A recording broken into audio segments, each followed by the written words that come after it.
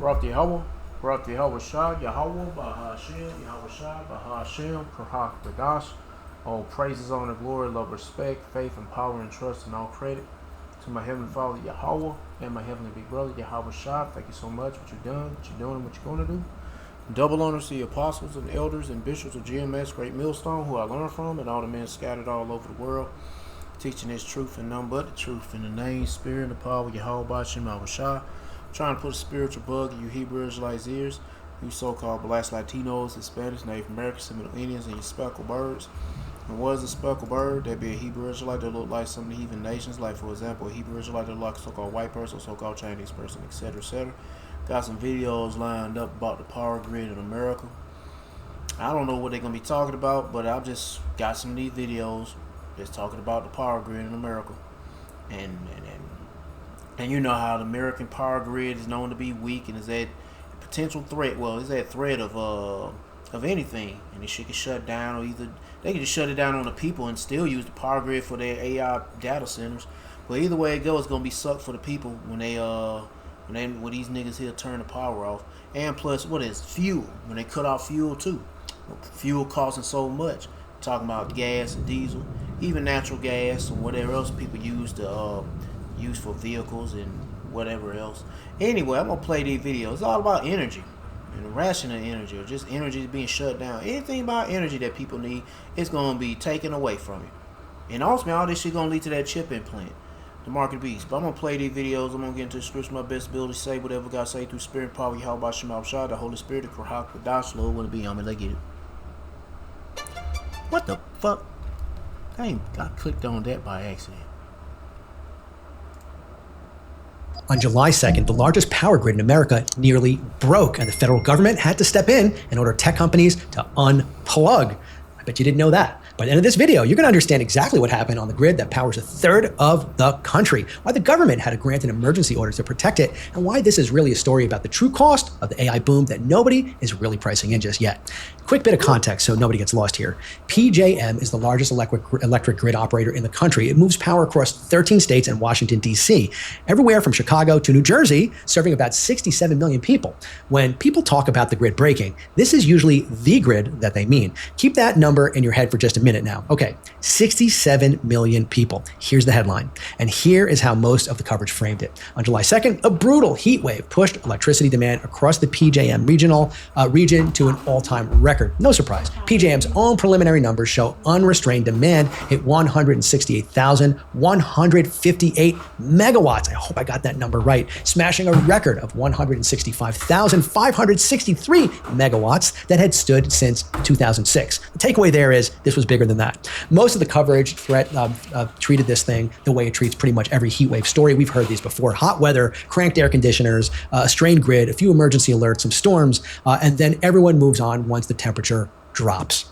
Guys, before we get deeper into this, if you like this type of content, please click like and don't forget to subscribe. It's important to be in the know about this stuff, and this is how you do it. Okay. Here is what the framing completely misses. This was not just a heat wave story, my friends. To keep the lights on, the U.S. Department of Energy had to issue a formal emergency order under Section 202 of the Federal Power Act. Think of that as the federal government's break glass button for the electric grid. One order gave PJM the authority to force data centers and other massive power users to disconnect from the grid and switch to their own backup generators within 15 minutes, if needed.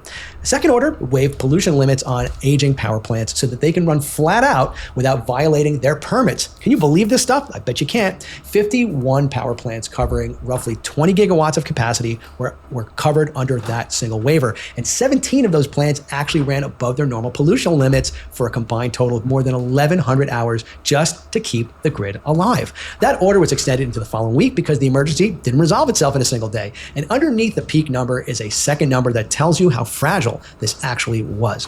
At the exact moment of that record peak, 18,363 megawatts of generating capacity was offline due to forced outages, a failure rate in the double digits as a share of everything PJM had available. That's not a rounding error. That is enough missing power to supply several major cities sitting broken or offline at the single worst possible moment. The grid didn't cruise through this heat wave with room to spare, my friends. It survived by paying large customers to power down, by squeezing every megawatt out of plants that are decades old, and by asking data centers to run on diesel. PJM will not even have an official final number on how much load it truly shed until a required 60-day review of those emergency programs wraps up, which tells you the operator itself is still trying to understand exactly how close July 2nd actually came to a real failure. Now, this is where the story stops being about weather and starts being about capital. Right now, the 5 biggest technology companies And shit, you be leaning to them chip implants.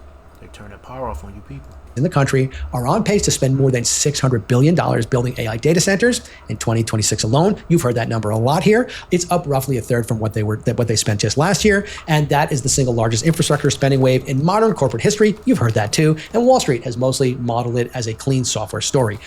Buy the chips, buy the data center, sell the compute, expand the margin. What July 2nd exposed, though, is that this entire boom is sitting on top of a physical electric grid that is still running on transformers and transmission lines built for a country that use far less power than it does today.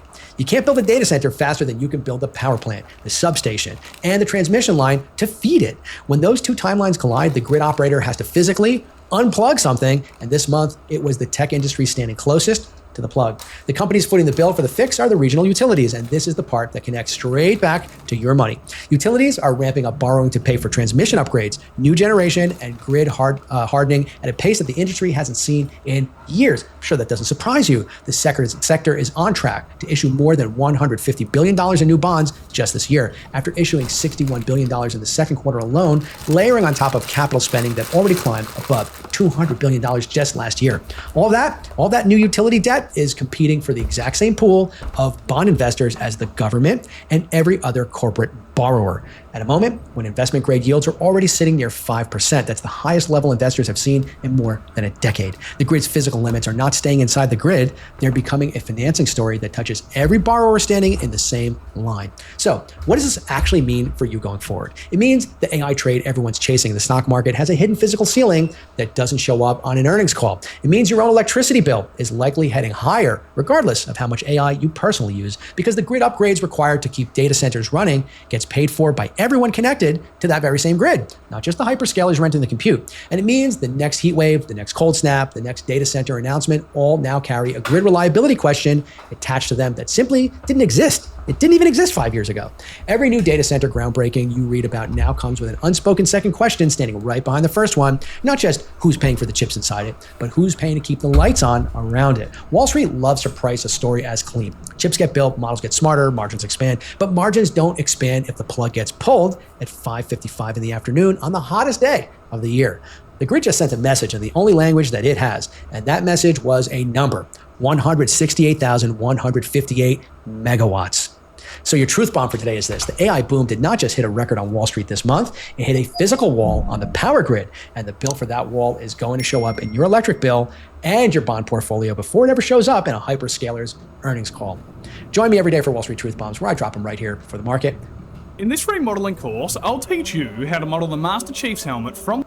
Well, fuel rationing, driving restrictions, remote work orders, school closures, and government limits on energy use, these kinds of things could soon become our reality if the war in Iran continues and the Strait of Hormuz remains under threat. And quite frankly, I don't see either side coming to an agreement at this time. But these are the kinds of emergency members that governments turn to when oil and fuel supplies are tightening. And in several countries abroad, versions of these restrictions are already actually happening. Now, I warned you in advance that things like this could happen, and now the fighting has reignited between Iran and the United States as our ceasefire has completely been obliterated. It's ended, according to President Trump. And the Strait of Hormuz, the world's most important energy choke point, is once again at the center of the crisis. And Iran is reportedly tightening its control over shipping routes, imposing transit fees, and even threatening vessels that refuse to follow approved pathways. You see, if all of this kind of stuff continues with Iran, the consequences are not going to be good. They will not remain confined to the Middle East. Oil shipments are very well going to be disrupted. Fuel prices are going to surge, or could surge, right? We've already seen some of that here in the US. And governments could begin imposing increasingly aggressive measures to reduce consumption. And I'm going to tell you that I don't believe this is speculation any longer. Other countries have already begun implementing these, right? Like I'm going to show you multiple countries, some of those being Sri Lanka, Slovakia, Pakistan, where they've already put in driving restrictions, remote work measures, emergency policies, and more. But many are calling these kinds of things that are happening internationally a energy lockdown, if you will, and it's already taking shape. The question is, right, how far could these restrictions spread? And the other question is whether the United States could eventually be next. And I'm going to... Yeah, they eventually going to be next. The whole world going to be going through this. That's why it's critical for you to seek the Lord right now. Seek Yahweh and Yahweh Shah. Yahweh Bashim Abashah. Before it's too late. Get your mind ready. Get your spirit ready. Yep. Kind of give you my answer in this report and break down what I see and what I predict the governments could be preparing for if this war continues. And quite frankly, I think this is something that we have to be ready for because, again, it has been a roller coaster between President Trump, Iran, and Israel. And let's just put it this way. I don't think Iran is on the negotiating table, even though they say they are repeatedly. Shit, America the same way. These niggas are treaty breakers. And you know who's responsible for controlling America? Or Esau, shit, Amalek. And they are some of the biggest treaty breakers, liars, piece of scum you ever know of. Anyway. They lie a lot. And they don't... Look at this nigger bitch. Look at this nigger bitch. Oh, they lie a lot. Well, what about your people, nigger? Shit, you got the whole world from lying. Or I'll say this country from fucking lying and raping and fucking murdering motherfuckers. Fucking nigger. And dress like you a fucking 40, 50 years. No, this bitch probably 50 years old, 60 years old. Dress like you fucking your age, bitch. You ain't no fucking 20-year-old bitch. Damn, this bitch wearing all these little skimpy ass clothes, little big saggy titties, probably got sagged to the damn knees. And she wearing all these little skin, you know, showing up a fucking stretched out belly button and shit. God damn. Really do negotiations. They haven't in the past. So your ass is not no fucking looker. I've got a lot to share with you, but as a quick reminder, you can tell by her neck is old. Shit. Please make sure you're subscribed to the channel, hit that sub button, and share this video. Anyway, let me leave this bitch alone. Today, use the coupon code LEAST video of prices are up, of course. They skyrocketed under Joe Biden, and now they're still... Nigga, skyrocketed with goddamn Trump. Get the fuck out. This is ridiculous. I hate when people do this shit. The left, right, left. Won't you be honest, bitch? It's happening on, it was happening back the Sleepy Joe, but now it's worse with this nigger, Nero. Up there with regard to what's going on with Iran. Gas prices likely to rise after... What the fuck does Joe Biden got to do with the gas prices? Nah, he ain't the president no more. President Trump says Iran ceasefire is over, and he said that as of, I think, 5 or 6-ish days. I ain't defending none of them niggers, but I'm just saying, be honest. But they can't. This is 11alive.com. Of course, that is just the start of it. Obviously, we have the tension, but the Atlantic Council put this out back in April, and I came across it today, actually, and I'm like, oh, this is definitely part of what they could potentially do. And take a look at this regarding the war. It says the Strait of Hormuz closure forces a choice: ration oil now or pay a steep price later. And I point out that this was written in April, so a couple months ago. Let me see, we're in July. June, so April, May, June, July, so a couple months ago. And here's the thing, we're still at war with Iran, and some of this stuff has already happened internationally, right? The question that I'm going to answer toward the end is whether or not we could see stuff like this in the United States of America. But let's go on. Here's what it says in the article. I'm going to start right up here at the top. It says, if the Strait of Hormuz does not reopen soon, then the world will almost certainly face a major oil supplies crisis, forcing painful, sustained reductions in demand. Given the gravity of the situation, global policymakers should prepare themselves and their citizens for a long crisis. Countries have few options. None of them are easy, and some that appear easier in the near term, such as government-provided demand subsidies, carry large costs later. Perhaps the wisest option for a leader is to start curtailing their country's demand for oil by convincing citizens to reduce consumption. Now, we're sitting in a different kind of spot here in the U.S. than say countries abroad, and I'll get into that a little bit later. We've got a head up on it. We don't rely on the Strait of Hormuz, say, as much as other countries, but we are going to have to aid other countries regarding this whole thing, and they kind of point that out in this article as well. But it goes on.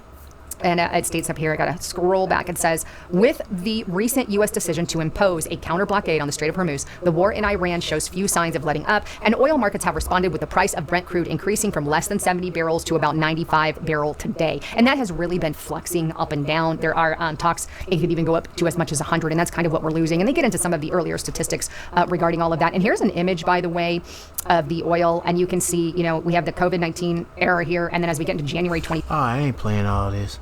But that bitch still ain't dress her age. And Mexico got off. Boy, the Lord is shaking up you Israelites, bro.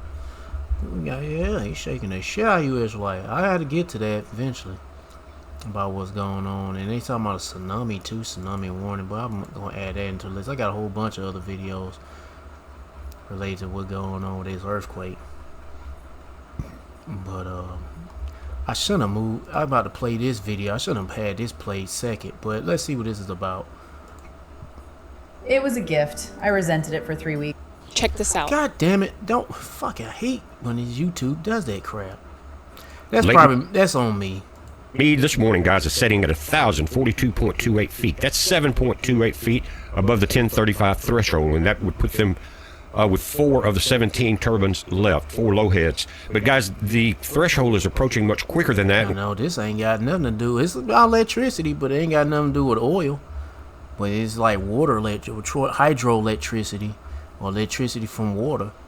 And yeah, and there's droughts. Oh man, there's more power outages. We're starting to see the numbers coming out of the hydro output and the increased grid demand there. And instead of 7 weeks getting to critical thresholds on the power situation, it may be only 4 weeks. And I'm going to show you why, so pay attention.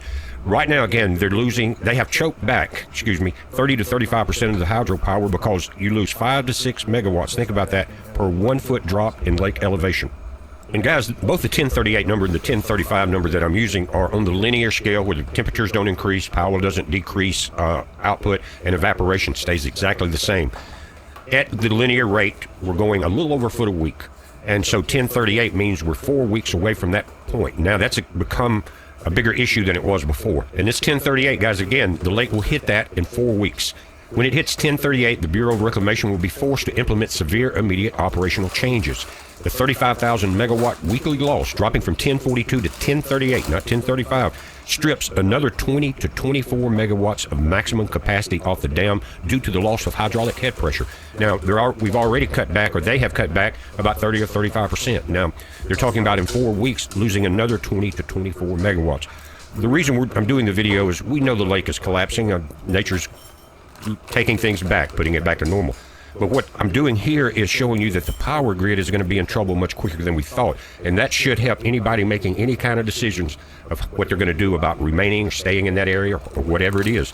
Because right now, because Meade has lost 30 to 40% of its power, they have shifted to the grids. Now, the grids are already overloaded. They're not designed to run 24/7 loads, and because they need the nighttime cooling. So because the load, 30 to 40%, guys, think about this. They supply Phoenix and Los Angeles with power. But losing that already has put a large load back onto the main grid. All right, let's get to the next one, Bob. Let's get back on that gas.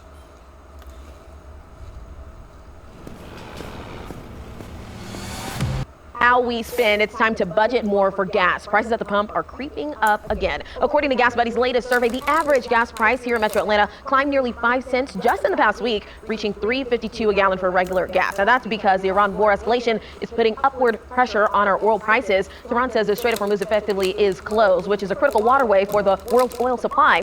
But today, President Trump said on social media that the United States is seeking operational control of the waterway and will reinstate an Iranian blockade in the strait. He adds that the U.S. would also charge a 20% toll on cargo passing through this waterway. Joining us now is the head of petroleum analysis for Gas Buddy, Patrick DeHaan. Patrick, thank you so much for joining us again. A lot of uncertainty right now. Do you think we'll see a massive surge in gas prices like we saw a couple of months ago?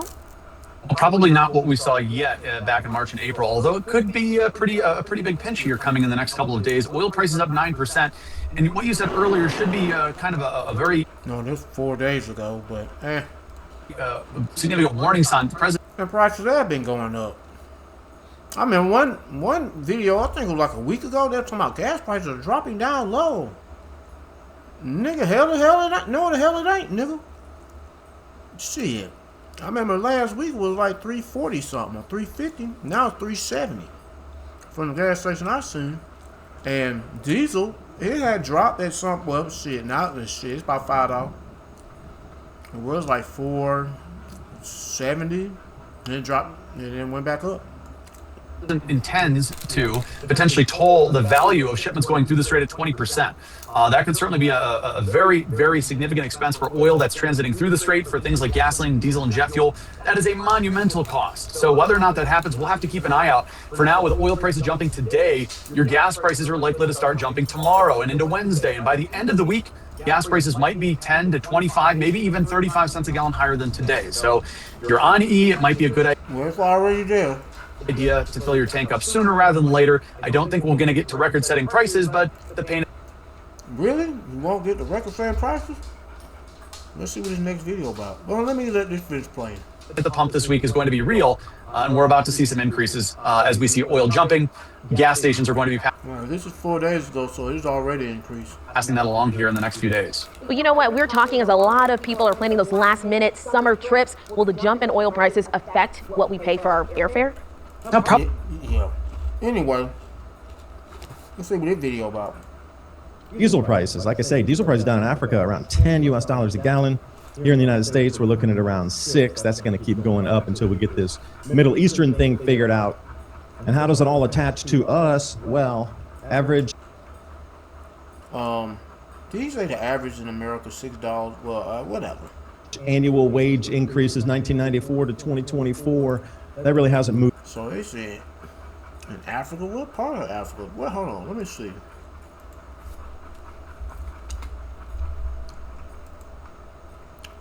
Where in Africa does $10?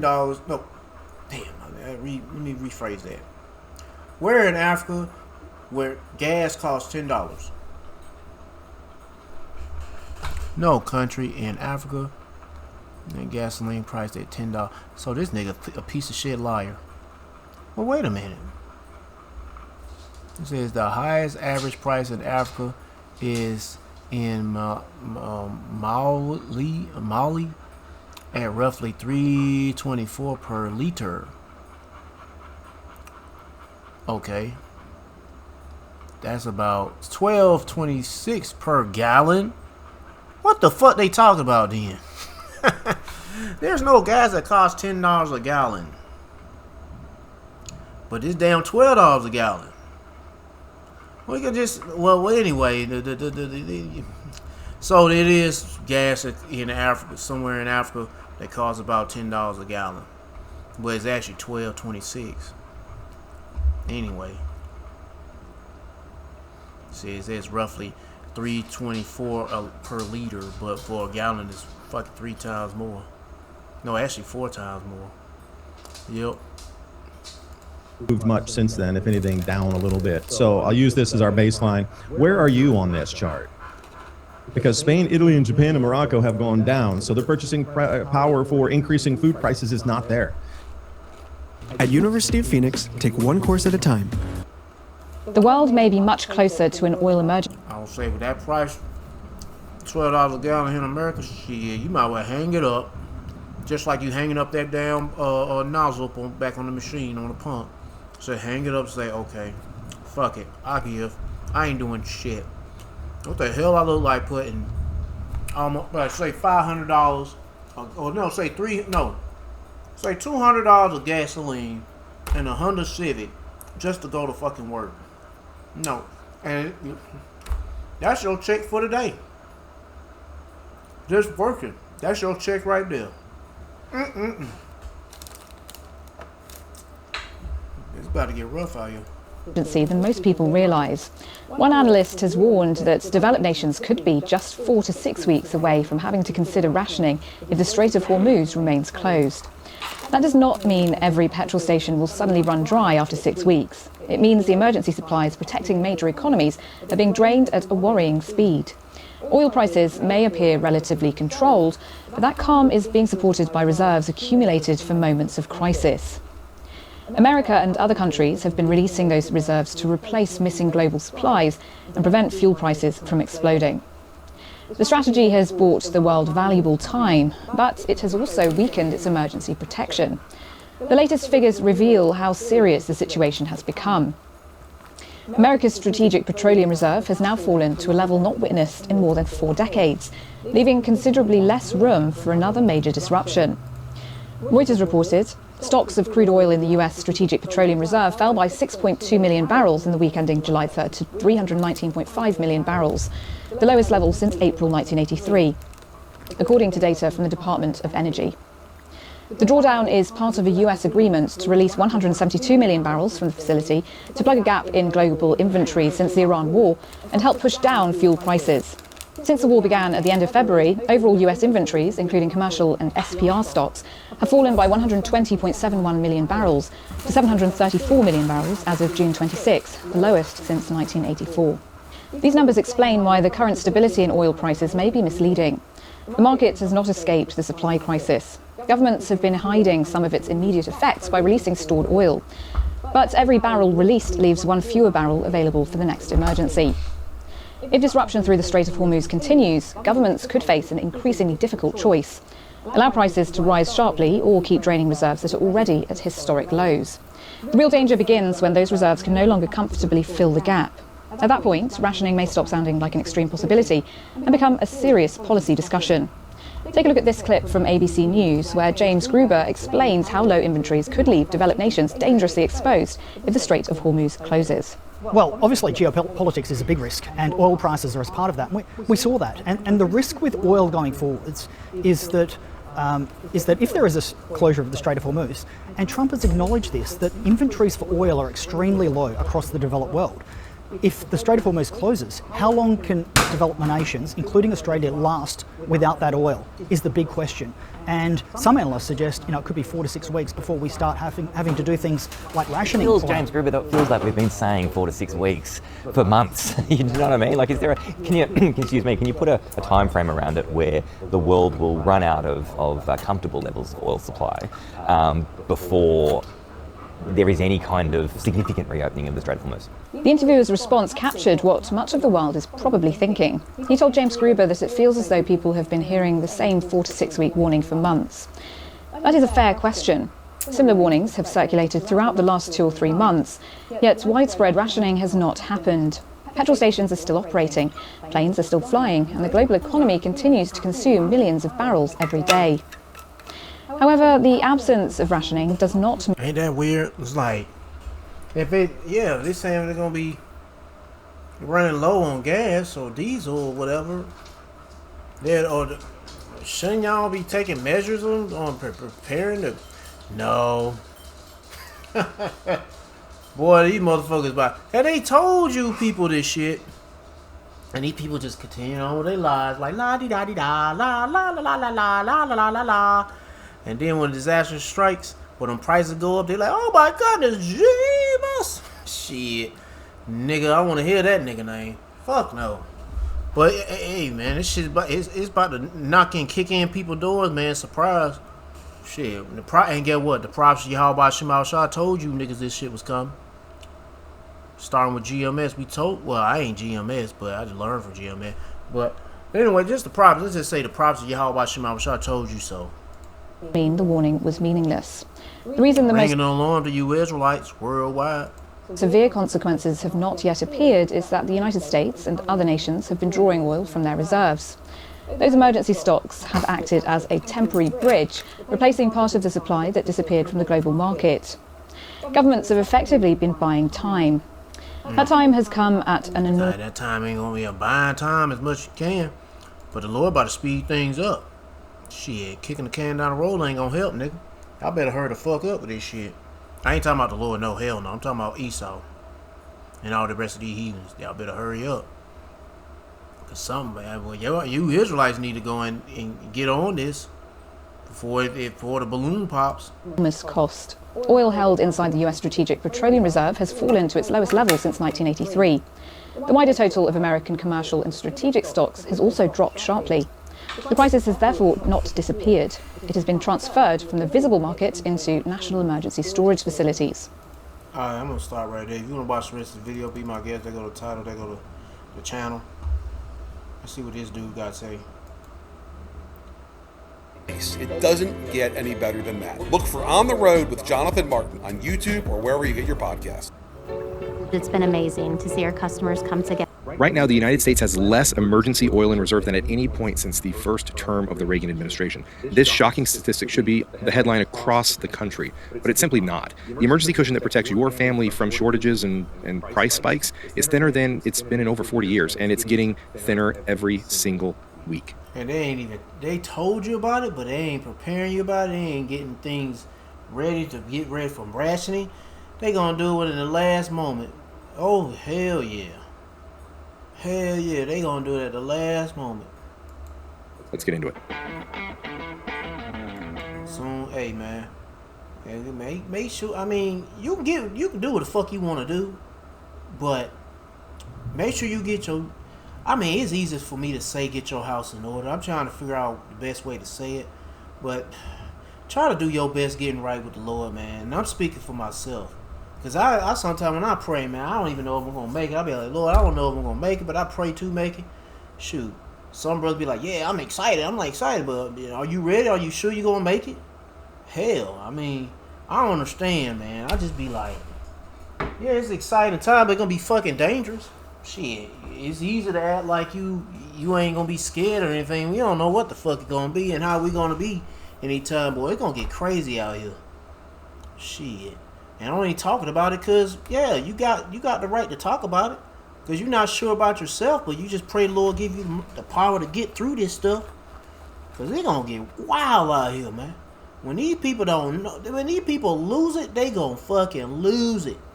They going to lose their mind. Anyway, let me get back to the video. But these people going to lose it. And hey, man, I'm going to be happy here to see these motherfuckers lose it. But I'm going to have to keep your distance away from these crazy motherfuckers. These niggas here thinking about being suicidal, they gonna take you out with them. Shit. Yeah, they be like, the whole world's crashing in front of me. Oh, I'm gonna kill me. But first, let me kill you. Take your ass out. Shit. All because of gasoline prices going up and all. I mean, but it's gonna be much more than that. But these people gonna be losing their mind. Welcome back to the One Row. Here on this channel, we try to focus on real practical. But that's why, hey, man, let me read that scripture. Yeah, let me get that scripture about stability. If I can find out where it's at. I ain't read that in a minute. Was it in the wisdom department? If I can find it in time. Come on now. Come on now. Where you at? Where you at? Where you at? Here we go. Isaiah chapter 33 verse 6. And wisdom and knowledge shall be the stability of thy ties and strength of salvation. The fear of the Lord, Yahweh, is his treasure. As long as you fear the Lord will take care of you, man. And pray you got enough fear to fear Yahweh by Shema Washah. And if you don't, and you think you running low, just like the gas tank in your car going low, and you see the arrow going on the E, well, pray for more faith boost or fear boosters, I meant to say, but faith boosters too. Pray for both fear boosters and especially fear boosters to keep you back on track. Fill up your fear booster and faith booster tank. Cause yeah, you're gonna need it. You're gonna need it. Keep you stable. Preparedness to help you and your family be better prepared for whatever the world throws at you. If you do end up enjoying this video, it would mean the world to me if you would like the video. Subscribe to the channel if you want to see more of this kind of content. Now, let's dive into this one. We've talked before about Cushing, Oklahoma in prior videos, and this is a different situation. So Cushing is where oil companies store crude oil for day-to-day commercial use. It's privately owned. It's a big tank farm where oil companies and traders and refiners kind of store and transfer crude oil as part of normal commercial operations. Cushing is essentially a commercial checking account for the U.S. oil market. The Strategic Petroleum Reserve is different, and most people have not really. Figuring out what you need to remember can make studying feel tough, no matter what you're working from. But with Copilot and Edge, a good understanding of what it really is, and it's not something you would probably think about on a normal day-to-day basis. But let's keep it simple and let's walk through it real quick. So, your family probably keeps some emergency food at your house, right? Maybe you got a couple extra days of food, some water, maybe a generator, and some. And I didn't even expect him to talk about this stuff, but. Hey, it would be, hell yeah, because I guess he a prepper. I don't know. But it would be wise that you get your shit ready, man. Physically, carnally, what's wrong with that? I mean, what is wrong with that? Yeah, but most importantly, try to do your best with the Lord, man. Yeah, he one of another preppers. But don't put your faith in these belongings, things that could be stolen. You might not never get to it. Don't be putting your faith in that stuff. Put your faith in the Lord. But nothing wrong with getting this shit. It's wise. Cause I mean, of course, you got the opportunity. The Lord gave you the eyes to see and the ears to hear and the brains to process that danger. The days of getting evil. So the best thing you need to do is seek the Lord.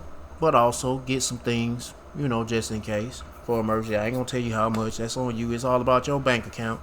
And if you got a nice bankroll, then shit, maybe you can get some stuff, or maybe not. You don't have to. It's up to you. Anyway.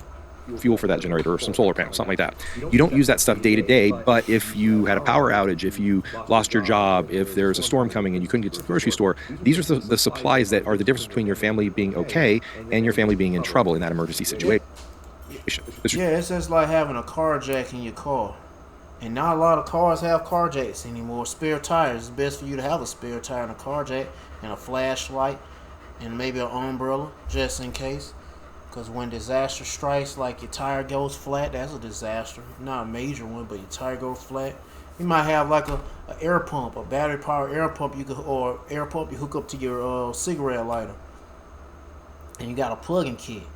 You got stuff like that to get you back on the road where you ain't got to stop somewhere or get a damn or put a spare tire on that's already flat, and then you got to call a tow truck to haul you off, and they're gonna cost you $200-300 to haul your car somewhere to get it fixed and shit. And like, man, you ain't got time for that. That's why it's best to be prepared to have this stuff, so you don't have to worry about all them headaches and spending all your dough on stuff like repairs, and now you can do it yourself.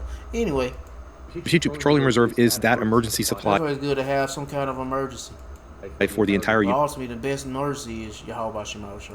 United States. I mean, the best, not emergency, but the best way to deal with emergency is, I don't know how to say it. I can say, man, seek the Lord and repent. That's it. I'm talking too much, but I can't help it, bro. I'm hyped up, man. And there's a storm going on out there, and if you don't know about me, man, I love storms, but I don't want to be in the midst of it. Shit, I don't playing around. I like that shit because it's power, bro. I love the power of the storms and such. Except instead of a few cans of gas in the garage, it's crude oil that's stored in massive underground salt caverns along the Gulf Coast of Texas and Louisiana.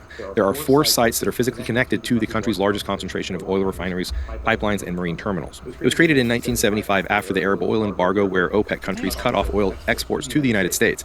Gas lines, you may have seen pictures of back in the 70s where there was like gas lines where cars were like lined up around the block for gas stations because they couldn't get gas. As a response to this, Congress created the Strategic Petroleum Reserve specifically to create that buffer, to create that cushion so that could never happen to us again. And the critical thing here is to understand what it actually stores. It does not store gasoline or diesel. It stores crude, unprocessed oil. There's kind of a lag that happens between when releases happen from the SPR to when those actually get to the pump where you can pump it into your car or truck. But it is the foundation behind the entire fuel supply chain that keeps American life running normally. So when the SPR is full, that foundation is solid. There's lots of reserves and there's a lot of cushion there. But when the reserve is depleted, everything downstream becomes more vulnerable. Now, 2 things happened in sequence that brought us to this point. It didn't happen overnight. This has been a problem for years now. So first, the Biden administration released a very large amount of oil from the SPR in 2021 and 2022 to combat rising fuel prices during the COVID lockdowns, toward the end of the COVID lockdowns, and also when Russia invaded Ukraine. And the replenishment of that drawdown was slow and complete. Again, this is a stored amount of oil, so if you pull out... Tile Survive has to be one of... Alright. I ain't got time for hearing all this. If you want to watch the rest of the video, be my guest. They go to title, they go to channel. Crude oil prices may have retreated from the high seen during the peak of the Iran conflict, but consumers are not getting much relief at the pump. Well, instead, prices of gasoline, diesel and jet fuel are rising again as supplies of refined fuels tighten globally. Analysts say this unusual divergence is being driven by a shortage of refining capacity rather than the cost of crude itself. Refineries in the US are already operating at near maximum utilization, yet inventories continue to decline, particularly for diesel. The result is higher refining margins and elevated fuel prices, despite lower oil benchmarks. The squeeze on fuel markets is being amplified by multiple supply disruptions. Russia, which is the world's second largest diesel exporter, has banned diesel exports after repeated Ukrainian attacks on its refineries, which triggered domestic shortages. At the same time, tensions around the Strait of Hormuz, they have disrupted shipments of refined fuels through one of the world's busiest energy corridors. In Europe, extreme heat has reduced refinery output, while hurricane season in the US poses additional risks of production. With Northern Hemisphere summer travel pushing fuel demand higher, inventories remain well below seasonal norms, leaving little buffer against further supply disruptions. Now, the rebound in refined fuel prices is raising fresh concerns over inflation. Higher gasoline and diesel costs increase transportation and logistics expenses, which can eventually feed into the prices of goods and services. While the White House says fuel prices should eventually reflect lower crude prices and has introduced temporary measures to ease supply constraints, markets remain cautious. China has increased fuel exports, offering some relief, but traders say that sustained shipments will be needed to stabilize supplies. Meanwhile, in Philadelphia, a group of 25 Freedom Fuel stations, they have temporarily cut gasoline prices well below the local average, and this by reducing... Goddamn Freedom Fuel! Oh yeah, sure was. It was $3.50 something. But shit, I wonder what Freedom Fuel is charging now. And that's up in like northern, I don't know, is it Pennsylvania? That tri-state area, yeah. Or the, oh, whatever you call it. Oh, what's that shit? Damn, what is it? Oh yeah, let me.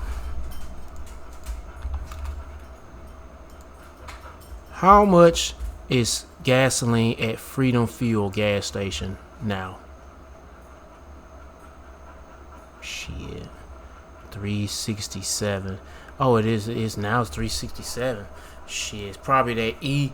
Yeah, they're probably selling you that E50. that gum your ass, gum your fucking car up gasoline. Yeah. So when they first opened it up, or it was 347, cause you know that 47 part. But not anymore. They killed that 47 shit. Now we're down going 67. But now it's 367. Shit. Whatever. Retail margins. Right here was 357. But whatever. I just happened to ride by it, saw the sign, and gas prices low, you know what I mean? So I figured I might as well get it while I got a chance. Yeah.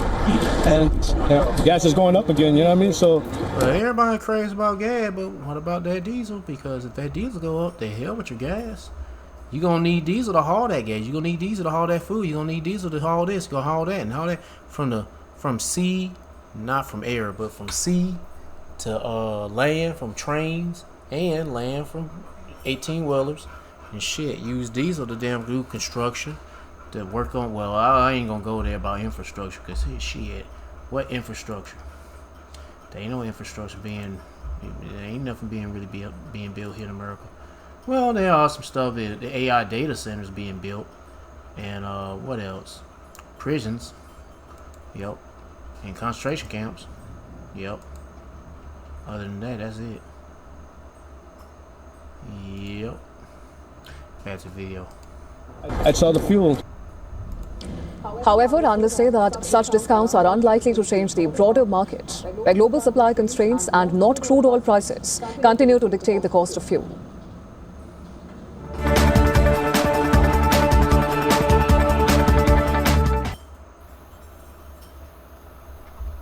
That's the last video. Yep.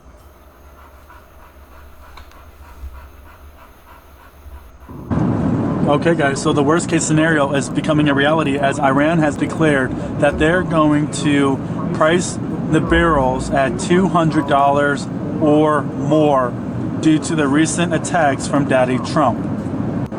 And that is coming from CNN, New York Times, Washington Post, and others. You know, I'm just trying to think, because gas recently, or I guess at the start of the war, it shot up over $100, and we saw how gas was expensive and how ridiculous it was. So I'm just imagining $200 per barrel. Dude, people are not going to afford to go to work. Literally, they will not be able. I was just talking about that. You might hang it up. So what's going to happen to the American economy? I mean, this is going to have severe economic consequences for the American people and its economy. But hey, I'm glad that Daddy Trump started this war, because I wish this nigga start calling him daddy. What the fuck? That's sounds some bitch ass shit. Well, we've now traded strikes with Iran for the second day since the peace agreement has completely collapsed. And now we are even closer to what could be a catastrophe. The U.S. Strategic Petroleum Reserve is now at 19 million barrels, and it is 19 million barrels away from estimated minimum operating levels, is what this is showing us. You can see where it says, we just pull this up full screen.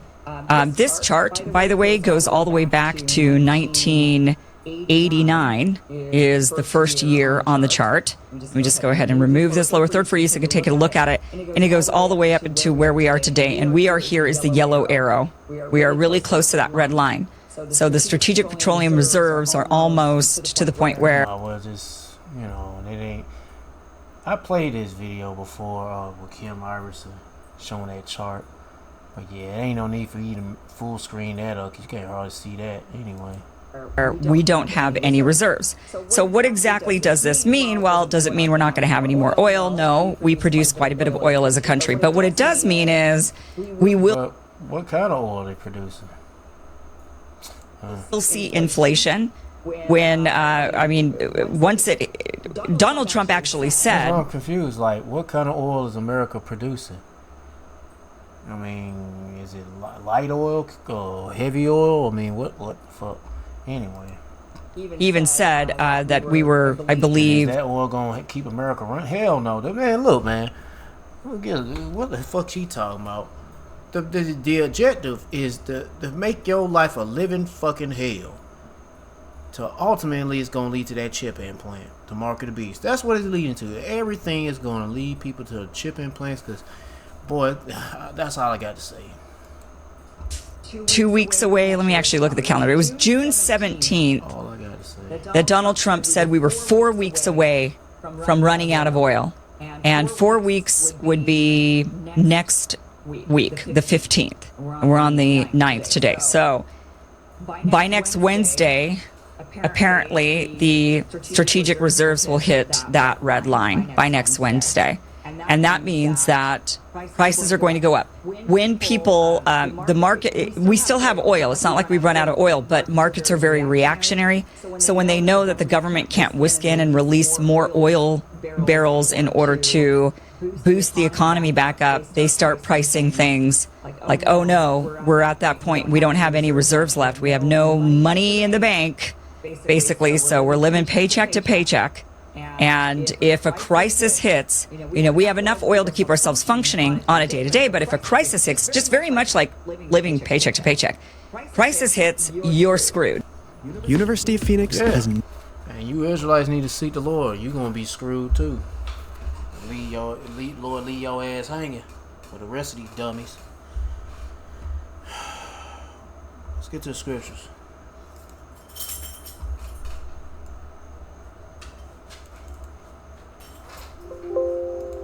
All I got right now is this. 2 Ezra chapter 16 verse 17. Woe is me, who will deliver me in those days? Ezra see the days that's happening, and it's chaotic.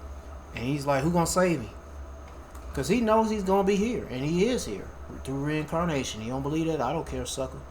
Shoot, I can tell you, things about to get bad all over the world, especially in America. The so-called land of the free, the home of the brave. Oh, the shit. The beginning of sorrows and great mournings, the beginning of famine and great death, the beginning of wars, World War III, class wars, race wars, civil wars, and the power shall stand in fear. The beginning of evils, what shall I do when these evils come? Seek the Lord and repent. Behold, famine and plague, tribulation and anguish are sent forth, scourges for amendment. But for all these things they shall not turn for their wickedness, nor be mindful of their scourges. So, it's going to get bad out here. I don't know when, but man, I sure want it to happen tomorrow, but it can happen.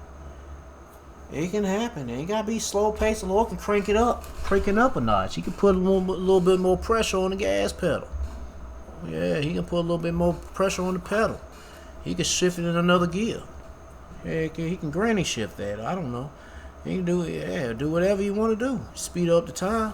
Cause he only doing it for the elect. Man, but that's all. Yeah, that's all I got, man.